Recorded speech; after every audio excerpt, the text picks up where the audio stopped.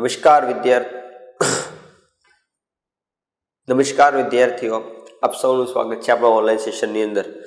Last લેક્ચરમાં પ્રકરણ 6 ની અંદર આપણે પેશીઓનો અભ્યાસ કર્યો હતો અને આપણે જોયું હતું કે વનસ્પતિમાં કેવા પ્રકારની પેશીઓ જોવા મળે છે અને પ્રાણીઓમાં કેવા પ્રકારની પેશીઓ જોવા મળે છે.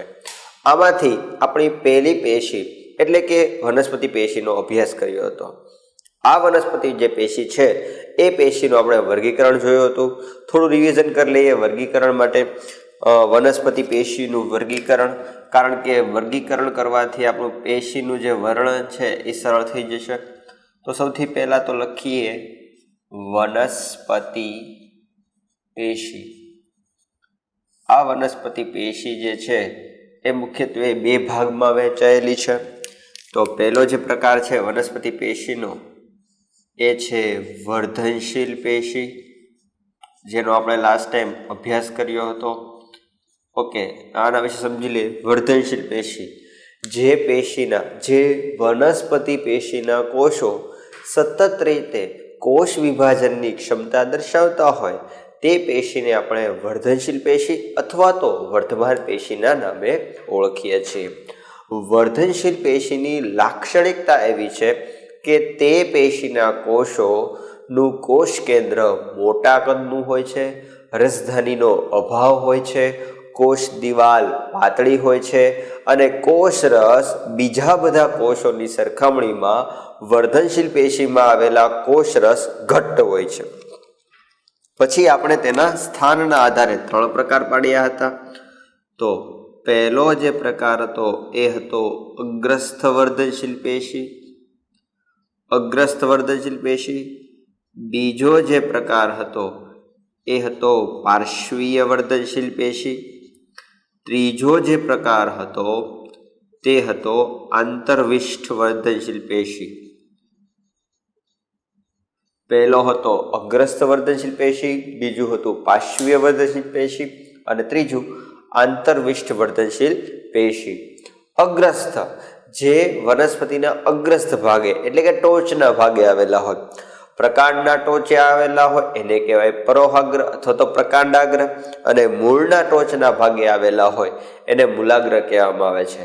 તો પરોહાગ્ર અને મૂલાગ્રમાં આવેલા જે પેશીના કોષો છે એ અગ્રસ્થ વર્ધનશીલ પેશીના નામે ઓળખવામાં આવે છે.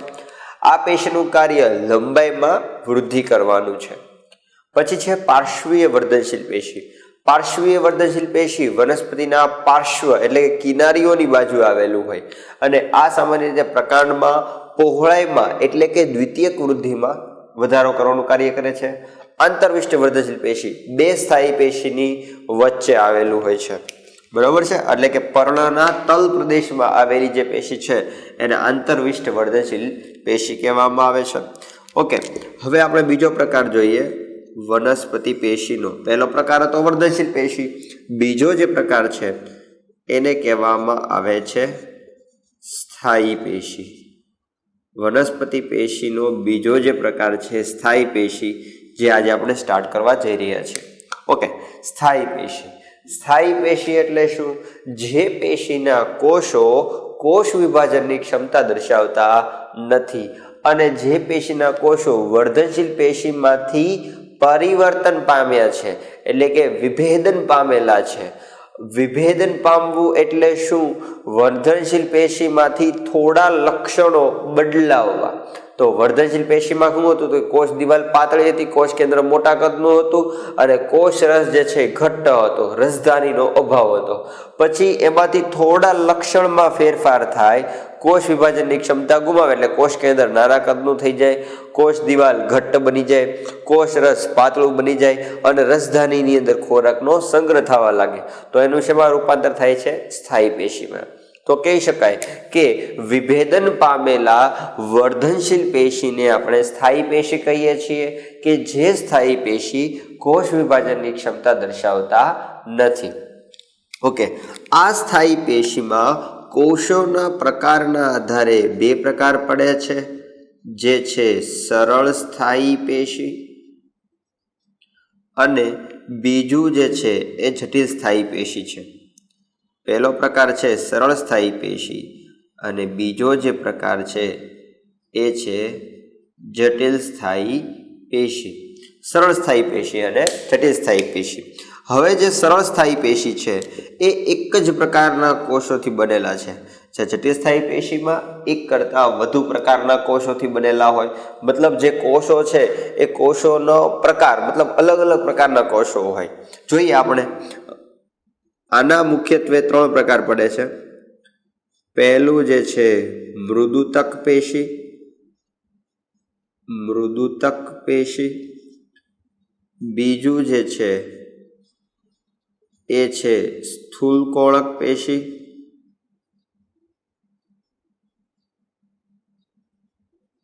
અને ત્રીજું જે છે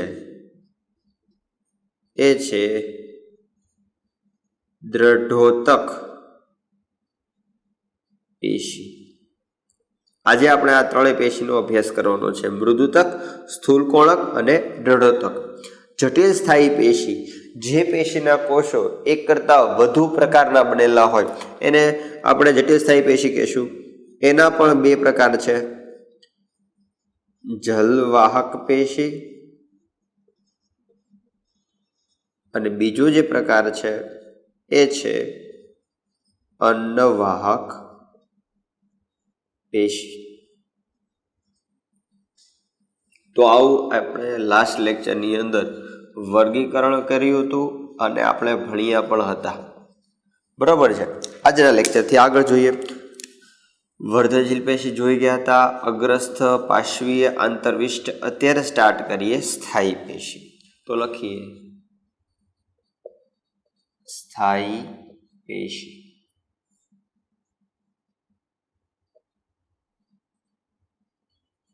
સ્થાયી પેશી, જે પેશીના કોષો વર્ધનશીલ પેશીના હતા, એટલે કે કોષ વિભાજન દર્શાવતા હતા, હવે તે વિભેદન પામીને કોષ વિભાજન કરવાની ક્ષમતા ગુમાવે છે અને સ્થાયી થાય છે.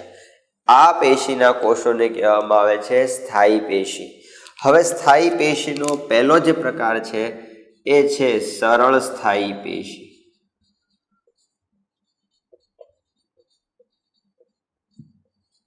હવે આ જે છે સરળ સ્થાયી પેશી. તો સરળ સ્થાયી પેશીમાં પણ સ્થાયી પેશીના કોષો હશે, પરંતુ વ્યાખ્યા આ રીતે આપી શકાય: એક જ પ્રકારના કોષોના બનેલા સ્થાયી પેશીને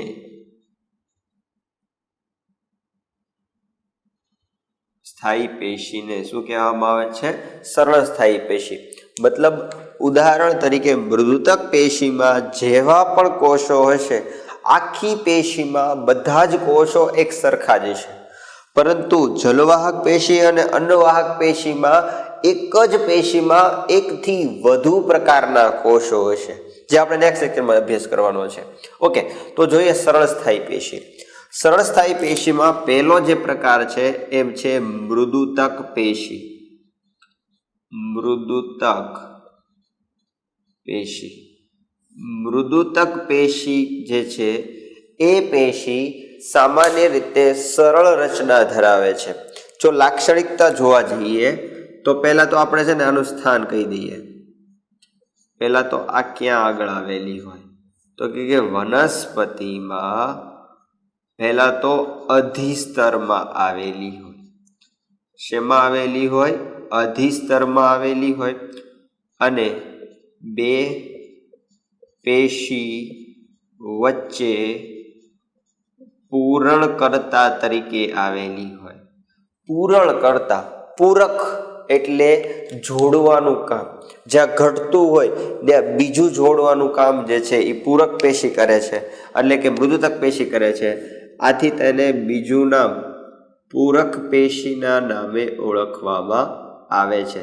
તમને પેપરમાં પૂછાય કે મૃદુતક પેશી સમજાવો, તો મૃદુતક પેશી સમજાવો તો તમે સીધો સવાલનો જવાબ લખી શકો, પરંતુ ઉર્ફે નામ એટલે કે પૂરક પેશીના નામે પણ ઓળખવામાં આવે છે. એટલે જ્યારે પણ તમે વાંચતા હોય ત્યારે તેના ઉર્ફે નામ એટલે કે બીજા જે નામ આપેલા છે એ પણ તમારે યાદ રાખવાના હોય છે. હવે આ કોષના લક્ષણો જોઈએ છીએ, એટલે કે આ પેશી જે કોષો ધરાવે છે એ કોષો કેવા હશે, એટલે કે કોષોના લક્ષણો. તો આ પેશીના કોષો પહેલા તો જીવંત હોય છે. બીજું, કોષ દિવાલ પાતળી હોય છે. કોષ દિવાલ પાતળી હોય છે. પછી એની અંદર રસધાની આવેલી હોય છે, પરંતુ મોટા કદની રસધાની છે. રસધાની છે પણ કેવા કદની? મોટા કદની, એટલે કે મોટી રસધાની. આમાં રસધાની આવેલી હોતી નથી. વર્ધનશીલ પેશીમાં રસધાનીનો અભાવ હોય છે. ત્યારબાદ આપણે લાક્ષણિકતા જોઈએ તો કહેવાનું કે ભાઈ કોષોની આ પેશીમાં કોષોની શિથિલ ગોઠવણી હોય છે. હવે સર, આ શિથિલ ગોઠવણી એટલે શું? યાદ રાખજો, બે શબ્દ સંકોચન અને શિથિલન. ચેપ્ટરના સ્ટાર્ટિંગમાં તો ભણાવ્યું હતું, પરંતુ અત્યારે ફરીથી કહું છું, સંકોચન અને શિથિલન. સંકોચન એટલે પાસે પાસે, સંઘનન જેને કહીએ છીએ, અને શિથિલન એટલે છૂટા છૂટા. આ પેશીના કોષો થોડા છૂટા છૂટા આવેલા હોય. આથી આ પેશીના કોષો વચ્ચે આંતર કોષીય અવકાશ જોવા મળે છે. આંતરકોષીય, આંતર એટલે વચ્ચે, કોષીય કોષોની, અવકાશ એટલે ખાલી સ્થાન, જગ્યા. તો આ પેશીના કોષો વચ્ચે આંતરકોષીય અવકાશ એટલે કે કોષો વચ્ચે જગ્યા જોવા મળે છે. આ પેશીના કોષો અનુપ્રસ્થ છેદમાં ગોળાકાર અને આયામ છેદમાં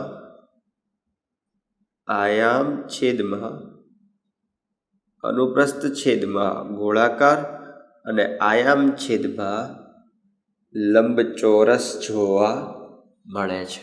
હવે સૌથી પહેલા તો સમજી લ્યો કે અધિસ્તર શું છે, આયામ છેદ શું છે અને અનુપ્રસ્થ છેદ શું છે. આ ધારો કે કુમળું પ્રકાંડ છે. આકૃતિ સાથે જ દોરીએ તો જો સમજીએ આગળ આકૃતિમાં. આ વનસ્પતિ, કોઈ એક વનસ્પતિ છે, છોડ છે, આ જમીન છે, અને આ મૂલાંગ છે, મૂલાગ્ર છે, બરોબર છે. અહીંયા આગળ એના પર્ણ આવેલા હશે. નાનકડા છોડની આપણે ચર્ચા કરીએ છીએ. તો આ જે છોડ છે, આ છોડનો પ્રકાંડ એટલે કે આ ભાગ, આ પ્રકાંડને આવી રીતે હશે.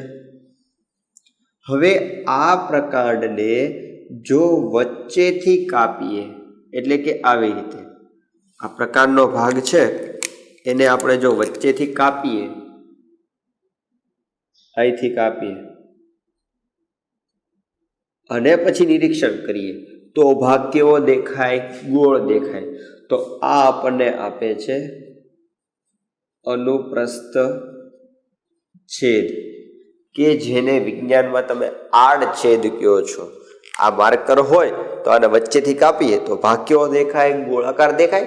તો આને કેવો કહેવાય? અનુપ્રસ્થ છેદ કહેવાય. હવે જો આને આમ કાપવામાં આવે, આવી રીતે કટ કરીએ તો આ જે દેખાય એને કહેવામાં આવે છે આયામ છેદ. જો હવે આ જ માર્કર છે, અનુપ્રસ્થ છેદમાં કાપીએ તો ગોળાકાર દેખાય, આડછેદમાં કેવી દેખાય? ગોળાકાર. અને અનુપ્રસ્થ છેદમાં એટલે ઊભા કટકા કરીએ તો ભાગ કેવો દેખાય તમને? લંબચોરસ દેખાય. તો આ છે આયામ છેદ. તો આમાં શું કીધું છે? અનુપ્રસ્થ છેદમાં ગોળાકાર અને આયામ છેદમાં લંબચોરસ. મતલબ એના કોષો કંઈક આવા નળાકાર જેવા હશે, કારણ કે ઉપરથી જોઈએ તો ગોળાકાર, સાઈડમાંથી જોઈએ તો લંબચોરસ. આની આકૃતિ સમજવી પણ જરૂરી છે.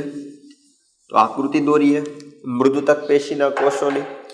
તો આકૃતિ કંઈક આવી રીતે આવશે. કોષો આવી રીતે સઘન શિથિલ ગોઠવણી કરવાની છે, સઘન ગોઠવણી નથી કરવાની. શિથિલ એટલે થોડી છૂટે છૂટી ગોઠવણી કરવાની છે.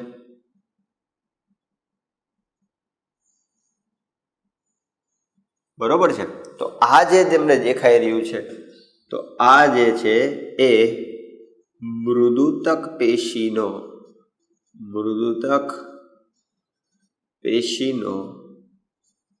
અનુપ્રસ્થ છેદ છે.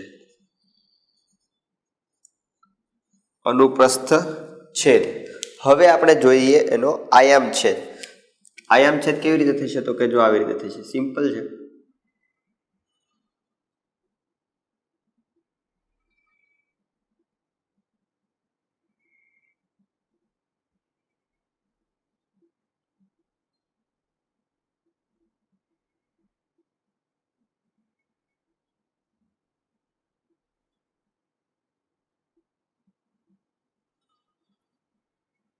આયામ છેદમાં લંબચોરસ દેખાશે એટલે આવી રીતે દોરવું પડશે આપણે.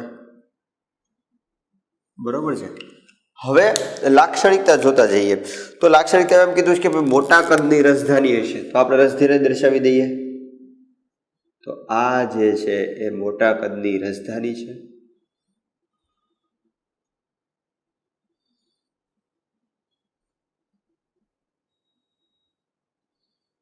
રસધાની હશે. પછી કોષ કેન્દ્ર પણ દર્શાવવું પડશે. તો અહીંયા આગળ ઘાટનું કોષ કેન્દ્ર દર્શાવી દઈએ. આ છે કોષ કેન્દ્ર. તમે જોઈ શકો છો કે કોષ કેન્દ્ર જે છે એ કોષ દિવાલ તરફ ઢંકળાયેલું છે. હવે ઘણા બધા મૃદુતક પેશીના કોષો છે ને એ પ્રકાશ સંશ્લેષણ કરે છે. તો પ્રકાશ સંશ્લેષણ માટે શું આવશ્યક છે? ક્લોરોફિલ. તો અહીંયા ક્લોરોફિલના કણો પણ આવેલા હશે. ક્લોરોફિલના કણો એટલે કે ક્લોરોપ્લાસ્ટ, હરિતકણ આવેલા હશે. તો આ બધા જે છે એ હરિતકણ છે. અને બાકીના ભાગમાં શું આવેલું હશે? કોષ રસ.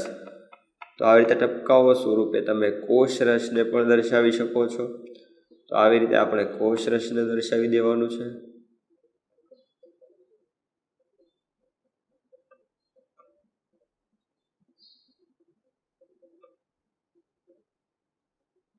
બરોબર છે.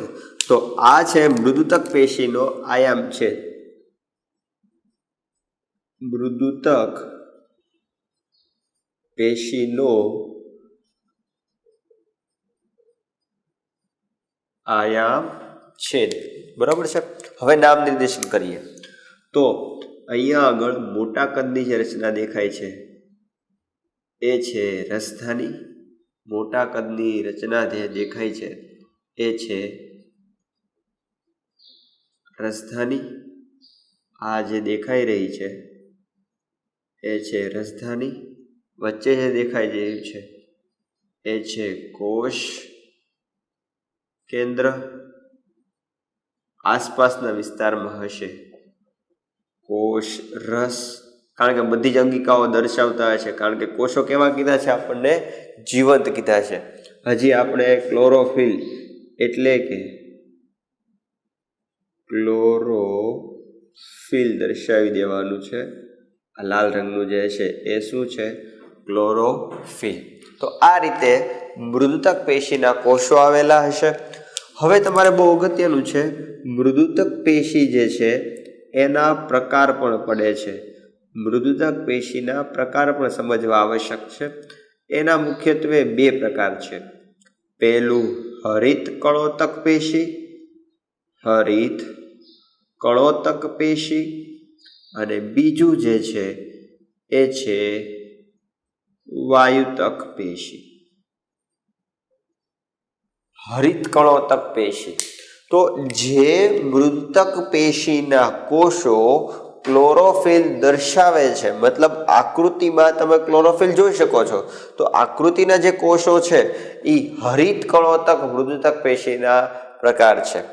વાયુતક પેશીમાં શું હોય? તો કે વાયુતક પેશીમાં મૃદુતક પેશી જે છે એ ક્લોરોફિલની સાથે વિશાળ વાયુ કોટરો ધરાવે છે। વિશાળ વાયુ કોટરો એટલે શું? જો આ મૃદુતક પેશીના કોષો આવી રીતે ગોઠવાયેલા છે ને, પણ વાયુતક પેશીની જો આપણે આકૃતિ દોરીએ તો એમાં જે કોષો છે એ આવી રીતે ગોઠવાયેલા હોય,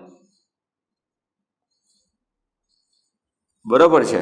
તો મધ્યમાન જે વિસ્તાર છે, રેડ માર્કરથી દર્શાવું છું, આ જે વિસ્તાર છે આ વિસ્તારને કહેવામાં આવે છે વાયુ કોટર।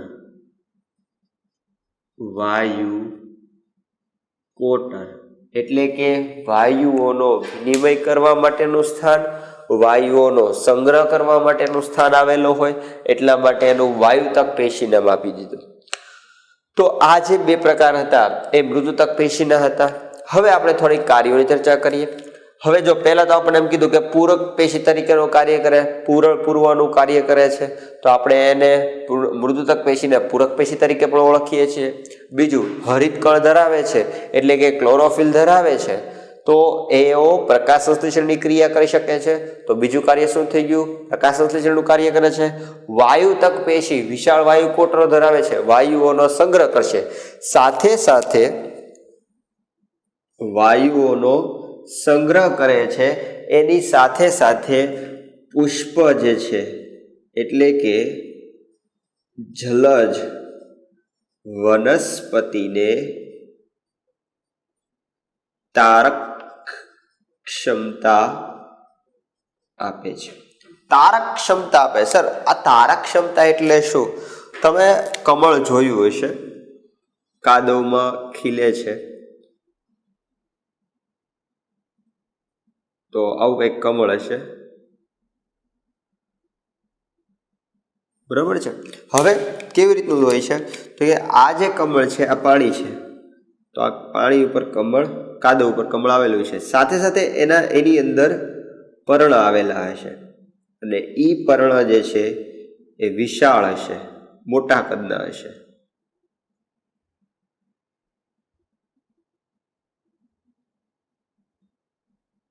આ જે પર્ણ છે એ વિશાળ છે, તો શું કરશે?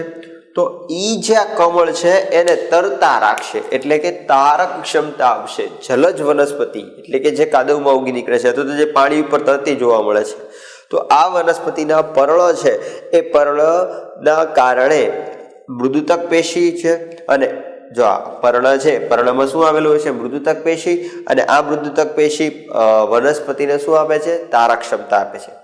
સાથે સાથે આની જે રસધાની છે એ રસધાનીમાં ખોરાકનો પણ સંગ્રહ થાય છે, સાથે સાથે પાણીનો પણ સંગ્રહ થાય છે, અને જરૂરી એવા ઘન દ્રવ્યોનો પણ સંગ્રહ થાય છે। દ્રવ્યોનો ખૂબ અગત્યની ઘટના છે, યાદ રાખજો વિદ્યાર્થીઓ। ફરીથી કાર્યની ચર્ચા કરીએ। મૃદુતક પેશી પૂરણ કરવાનું કાર્ય કરે છે, આથી તેને પૂરક પેશી તરીકે ઓળખવામાં આવે છે। મૃદુતક પેશીની હરિત કણોતક પેશી પ્રકાશ સંશ્લેષણનું કાર્ય કરે છે, આથી તે ખોરાક તૈયાર કરવા માટે જરૂરી છે। બીજું, વાયુતક પેશી વાયુઓનો સંગ્રહ કરવાનો છે અને વનસ્પતિને તારક ક્ષમતા આપે છે।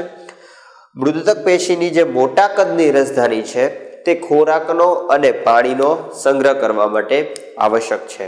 તો આ હતું મૃદુતક પેશી વિશે, બરાબર। થોડો સમય આપું છું, સ્ક્રીનશોટ લઈ લેજો, અને પછી આની પછીની પેશી એટલે કે સ્થૂલ કોણક પેશી વિશે ચર્ચા કરીએ છીએ। ઓકે, તો વિદ્યાર્થીઓ હવે આપણે અભ્યાસ કરવા જઈએ સ્થૂલ કોણક પેશી। સ્થૂલ કોણક પેશી વિશે શું છે? આ સ્થૂલ કોણક પેશી, નામ સમજો। સ્થૂલન એટલે ચોંટી જવું, કંઈક દ્રવ્ય ચોંટેલું હશે। તો સ્થૂલ કોણક પેશીના કોષો જે છે એ વનસ્પતિ, કેવી વનસ્પતિ? કે જે કુમળા પ્રકાંડ ધરાવે છે। જે વનસ્પતિ કુમળા પ્રકાંડ ધરાવતા હોય, કુમળા પ્રકાંડ એટલે શું? નાજુક હોય।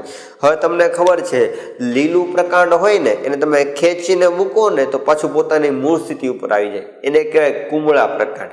પણ વડલાની વડવાઈ હોય છે, બરોબર છે, અથવા તો કોઈ લીમડો હોય, હવે લીમડાની ડાળીને તમે વધારે ખેંચો તો શું થઈ જાય? ટુકડા થઈ જાય, તૂટી જાય. તો અહીંયા આગળ વનસ્પતિના કુમળા પ્રકાંડમાં સ્થૂલકોણક પેશી આવેલી હોય છે. આ સ્થૂલકોણક પેશીના કોષો કેવી રીતે હોય છે તો જોઈએ આપણે આકૃતિ દ્વારા જ. આ સ્થૂલકોણક પેશીના કોષો મૃદુતક પેશીના કોષોની માફક જ આવેલા હોય છે, એટલે આવી રીતે આવેલા હોય છે. તો આ સ્થૂલકોણક પેશીના કોષો છે જેનો આપણે અનુપ્રસ્થ છેદ જોઈ રહ્યા છીએ. તો હું લખું છું સ્થૂલકોણક પેશીનો અનુપ્રસ્થ છેદ. તો આ છે આપણો મૃદુતક પેશીનો અનુપ્રસ્થ છેદ. આયામ છેદમાં પણ મૃદુતક પેશીના કોષોની જેમ લંબચોરસ રચનાઓ જોઈ શકાશે. તો આ જે છે એ લંબચોરસ રચનાઓ છે. તો આ છે લંબચોરસ રચના.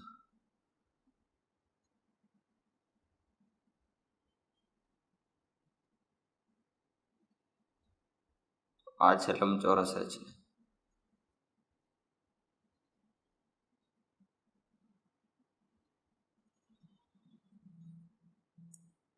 તો તમને પ્રશ્ન એવો થાય કે સર જો આ મૃદુતક પેશી જેવા જ હોય તો ફેર શું છે? થોડા સમય પછી તમને ખબર પડી જશે કે મૃદુતક પેશીમાં અને સ્થૂલકોણક પેશીમાં શું ફેર છે.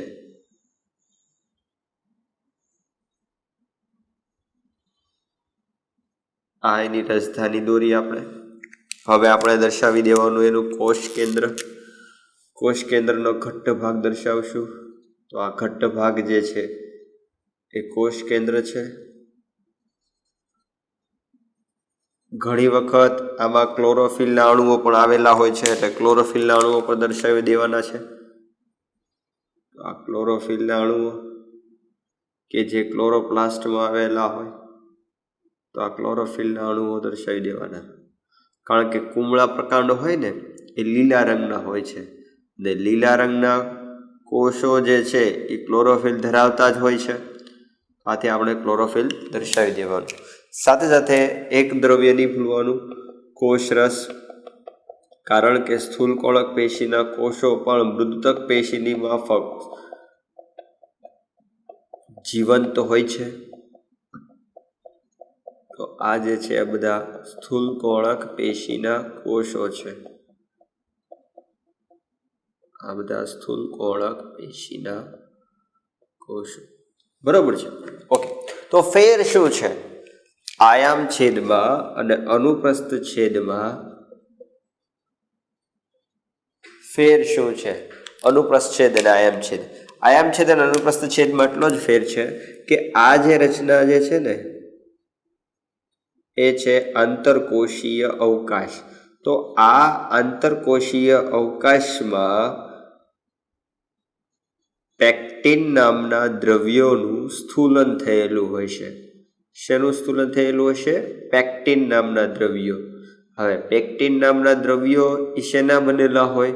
તો જે પેક્ટિન નામના દ્રવ્યો સેલ્યુલોઝ સાથે એટલે કોષ દિવાલનું બંધારણ દર્શાવે છે.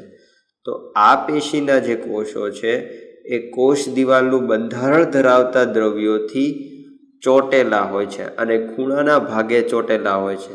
એટલે આનો જે ખૂણાનો ભાગ જે છે એનો ખૂણાનો ભાગ અનિયમિત પણ જોવા મળે છે.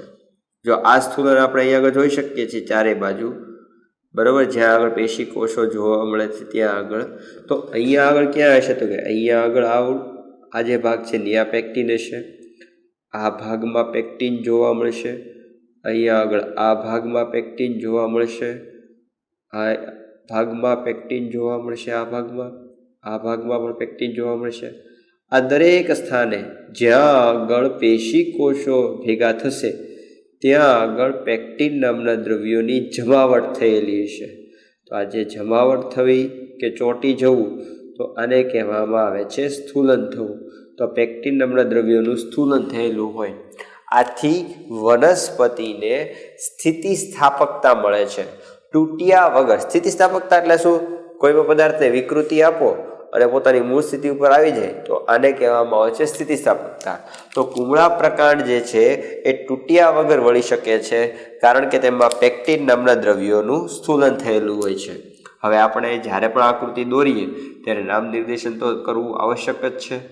તો પહેલાં દર્શાવી દઈએ આપણે રસધાનીઓ, બીજું દર્શાવી દઈએ કોષ કેન્દ્ર, પછી દર્શાવી દઈએ કોષ રસ,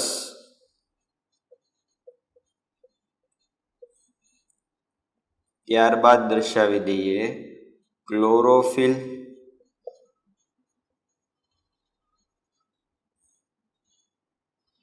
અને ત્યારબાદ અગત્યનું દ્રવ્ય કે જે પેક્ટિન નામનું દ્રવ્ય છે એ દર્શાવી દઈએ.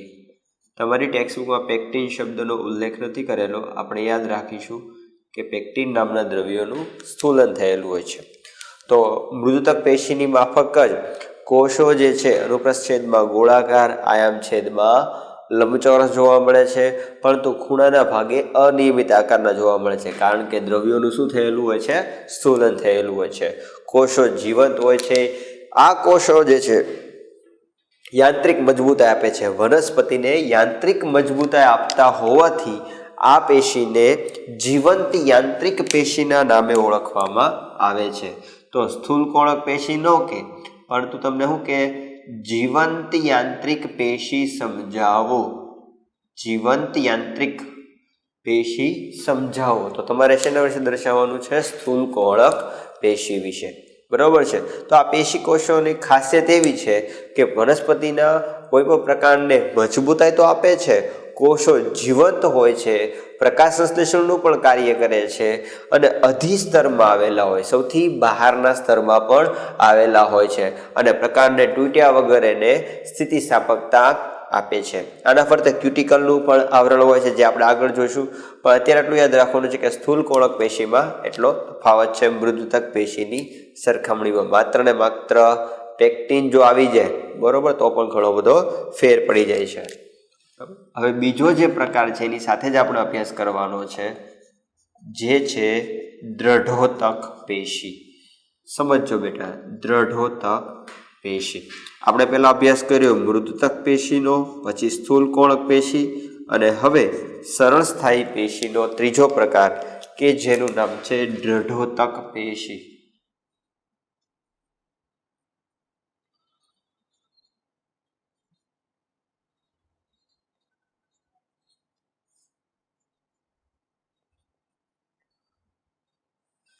દ્રઢોતક પેશી. હવે દ્રઢોતક પેશી શું છે? દ્રઢોતક પેશી જે છે એ વનસ્પતિની મૃદુતક પેશી અને સ્થૂલકોણક પેશી જેવી જ હોય છે, પરંતુ એમાં કોષોનું કોષ કેન્દ્ર અને કોષ રસનું વિઘટન થઈ ગયું હોય, સાથે સાથે લિગ્નિન નામના દ્રવ્યોની અંદર જમાવટ થઈ હોય. તો યાદ રાખજો, એ પેશીના કોષો જે છે એ કેવી રીતના હોય છે? એ પેશીના કોષો જે છે એ સઘન ગોઠવણી દર્શાવે છે. સઘન એટલે ખૂબ પાસે પાસે ગોઠવાયેલા હોય. આ પેશીના કોષો જે છે એ પાસે પાસે ગોઠવાયેલા હોય છે. તો આવી રીતે ગોઠવાયેલા હોય છે, ખૂબ પાસે પાસે ગોઠવાયેલા હોય છે, જેથી એમાં આંતરકોષીય અવકાશનો તો અભાવ હોય છે, સાથે સાથે લિગ્નિન નામના દ્રવ્યની એક બીજી કોષ દિવાલનું નિર્માણ થાય છે. એટલે આ જે વિસ્તારમાં દેખાડી રહ્યો છું એમાં સેલ્યુલોઝના બનેલા કોષ દિવાલ તો હશે જ તે, પરંતુ એની સાથે લિગ્નિન નામના દ્રવ્યોની જમાવટ થઈ છે. આ જે ભાગ હું બ્લેક માર્કરથી દેખાડી રહ્યો છું એ લિગ્નિન નામના દ્રવ્યોની જમાવટ છે, કે જેના કારણે દ્વિતીયક કોષ દિવાલનું નિર્માણ થાય છે. હવે દ્વિતીયક કોષ દિવાલ એટલે શું? કે આ પહેલી કોષ દિવાલ છે, એની ફરતે આ બીજી કોષ દિવાલનું નિર્માણ થાય છે. તો આ જે દ્વિતીયક કોષ દિવાલ છે એનું નિર્માણ લિગ્નિન નામના દ્રવ્યોની જમાવટના કારણે થાય છે. તો બીજો પ્રશ્ન, સર આમાં કોષરસ ને કોષ કેન્દ્ર નહીં દર્શાવવાનું? કોષરસ અને કોષ કેન્દ્રનો અભાવ હોય છે, કારણ કે કોષ કેન્દ્ર અને કોષરસ જે પહેલાં હતું વર્ધનશીલ પેશીમાં, હવે એનું વિઘટન થાય છે અને લિગ્નિન નામના દ્રવ્યોની અંદર જમાવટ થાય છે. આ જે બ્લેક માર્કરથી મેં જે દર્શાવ્યું છે, આખો ઘાટો ભાગ દર્શાવવાનો હોય છે, પણ ઘાટો ભાગ તમે દર્શાવશો પેન્સિલથી તો તમારી માટે ઇઝી બનશે, મારા માર્કરથી અઘરું બનશે, એટલા માટે ઘાટો ભાગ નથી દર્શાવ્યો. તો આ હતો દ્રઢોતક પેશીનો અનુપ્રસ્થ છેદ કે જેમાં તમે લિગ્નિન નામના દ્રવ્યની જમાવટ કરી શકો છો. હવે મૃદુતક પેશી અને સ્થૂલકોણક પેશીના કોષો આયામ છેદમાં કેવા હોય છે? લંબચોરસ હોય છે. જ્યારે દ્રઢોતક પેશીમાં આયામ કોષો જે છે એ આપણને ત્રાંકાકાર જોવા મળે છે, લાંબા હોય છે અને ત્રાંકાકાર હોય છે. હવે સર, ત્રાંકાકાર એટલે શું? ત્રાંકાકાર એટલે આગળ પાછળથી સાંકડો, વચ્ચેથી પહોળો ભાગ, એને કહેવાય ત્રાંકાકાર. તો ત્રાંકાકાર આકાર હોય છે, જેની કોષ દિવાલ તો સેલ્યુલોઝની બનેલી હોય છે, પરંતુ અંદરની બાજુએ લિગ્નિન નામના દ્રવ્યની જમાવટ થઈ હોય છે, લિગ્નિનનું સ્થૂલન થયેલું હોય છે. અહીંયા આગળ શબ્દો આપણે જમાવટ વાપરશું, કારણ કે જો અહીંયા આગળ સ્થૂલન શબ્દ વાપરશું ને તો તમે સ્થૂલકોણક પેશી અને દ્રઢોતક પેશી બે ભેગી કરી નાખશો. એટલા માટે અહીંયા આગળ આપણે એવું યાદ રાખીશું કે લિગ્નિન નામના દ્રવ્યોની જમાવટ થાય છે. તો આ હતો આયામ છેદ. આ આયામ છેદ કોનો છે? તો કે દ્રઢોતક પેશીનો હોય છે. હવે દર્શાવી દઈએ આકૃતિ. તો આ જે છે એ વનસ્પતિનો દ્રઢોતક પેશીનો કોષ છે. દ્રઢોતક પેશીનો કોષ, એમાં બહારની જે છે એ બાહ્ય કોષ દિવાલ હશે. જો એક આવડિયા બાહ્ય કોષ દિવાલ અને એક આવડિયા લીલા રંગની બ્લુ રંગની જે છે એ કોષ દિવાલ છે. અંદરની બાજુએ જે દ્રવ્યની જમાવટ થઈ છે તે દ્રવ્યનું નામ છે લિગ્નિન. તો લિગ્નિન નામના દ્રવ્ય જે છે એની જમાવટ થઈ છે. આ બ્લુ કલરનો જે ઘાટો ભાગ જે દેખાય છે ને આ બાજુ બ્લેક માર્કરથી જે ઘાટો ભાગ દેખાય છે એ લિગ્નિન નામના દ્રવ્યની જમાવટ થઈ હોય. તો લાક્ષણિકતા શું કહી શકાય? તો આ પેશીના કોષો પહેલા તો કેવા હોય? મૃત હોય. કારણ મૃત એટલા માટે કારણ કે કોષોનો કોષરસ અને કોષરસ અને રસધાની કોષ કેન્દ્ર અને કોષરસનું શું થયું હોય છે? વિઘટન હોય છે. આ પેશીના કોષમાં કોષ કેન્દ્ર અને કોષરસનું વિઘટન થયું હોય છે, આથી આ કોષો મૃત હોય છે. સાથે એની પ્રાથમિક કોષ દિવાલની સાથે લિગ્નિન નામના દ્રવ્યોની જમાવટના કારણે દ્વિતીય કોષ દિવાલનું નિર્માણ થાય છે. આથી આ પેશીના કોષો કઠણ અને મજબૂત હોય છે. આ પેશીના કોષોમાં પણ આંતરકોષીય અવકાશનો અભાવ હોય છે. સ્થૂલકોણક પેશી અને દ્રઢોતક પેશીમાં બંનેમાં સામાન્ય હોય એ આંતરકોષીય અવકાશ છે. સ્થૂલકોણક પેશીમાં પણ આંતરકોષીય અવકાશ નથી અને દ્રઢોતક પેશીમાં પણ આંતરકોષીય અવકાશ નથી. સ્થૂલકોણક પેશીમાં પેક્ટિન નામના દ્રવ્યના કારણે આંતરકોષીય અવકાશ નથી અને દ્રઢોતક પેશીની અંદર લિગ્નિન નામના દ્રવ્યના કારણે આંતરકોષીય અવકાશ નથી. સ્થૂલકોણક પેશીના કોષો જીવંત હોય છે, જ્યારે દ્રઢોતક પેશીના કોષો મૃત હોય છે અને તે મજબૂતાઈ આપવાનું કાર્ય કરે છે. તો આને કહેવામાં આવે છે મૃત યાંત્રિક પેશી. મૃત યાંત્રિક પેશી. જો જીવંત યાંત્રિક પેશી પૂછાય તો સ્થૂલકોણક પેશી અને મૃત યાંત્રિક પેશી પૂછાય તો દ્રઢોતક પેશી. આ ક્યાં જોવા મળે? તો કે પર્ણની શિરાઓમાં જોવા મળે છે. આ પર્ણની જે શિરાઓ હોય આવી રીતે આવેલી હોય તો આ શિરાઓમાં જોવા મળે છે. પછી વાલ વટાળાના ગળ પ્રદેશમાં એ જે આવેલી હોય છે ને એ અસ્થિ કોષોની બનેલી હોય છે. અસ્થિની પણ અષ્ઠિ કોષોની બનેલી હોય છે, જેનો આકાર કંઈક આવી રીતે હોય છે. આપણે સ્પાઈડર એટલે કે જે કરોળીઓ હોય ને એના ઝાડા જેવું હોય છે, બરાબર છે. આ અષ્ટિ કોષો જે વાલ વટાળાના ગર પ્રદેશમાં આવેલી હોય છે. નારિયેળીના રેસા જે છે એ પણ મજબૂતાઈ ધરાવે છે. એ શેના બનેલા હોય? દ્રઢતક પેશીના બનેલા હોય છે. તો અહીંયા સુધી યાદ રાખશું કે સ્થૂલકોણક પેશી જે છે એ જીવંત હોય છે, દ્રઢતક પેશી મૃત હોય છે, અને સાથે સાથે મૃદુતક પેશી જે છે એ પૂરણ પેશીનું કાર્ય કરે છે. એટલે આ પેશીના કોષો પણ જીવંત હોય છે. તો આજના લેક્ચરમાં શું ભણ્યા આપણે? સરળ સ્થાયી પેશી. આ સરળ સ્થાયી પેશી તરીકે મૃદુતક પેશી ભણ્યા, પછી ભણ્યા સ્થૂલકોણક પેશી, અને પછી ભણ્યા દ્રઢતક પેશી. નેક્સ્ટ લેક્ચરની અંદર આપણે શું ભણવાનું છે? તો કે નેક્સ્ટ લેક્ચરની અંદર જટિલ સ્થાયી પેશી ભણવાની છે. સાથે સાથે આપણે ભણવાનું છે પ્રકાંડનું અધિસ્તર. સાથે સાથે આપણે ભણીશું પ્રકાંડનું અધિસ્તર. હવે તમને થોડું સમજાવી દઉં છું, પછી આવતા લેક્ચરમાં ભણીશું વધારે વિસ્તારથી. અધિસ્તર, અધિ એટલે બહારનું, પ્રકાંડ હોય પ્રકાંડ, તો પ્રકાંડનું બાહ્ય આવરણ અને અંતઃ આવરણ કેવી રીતે બનેલું હોય તો એને કહેવામાં આવે છે પ્રકાંડનું અધિસ્તર.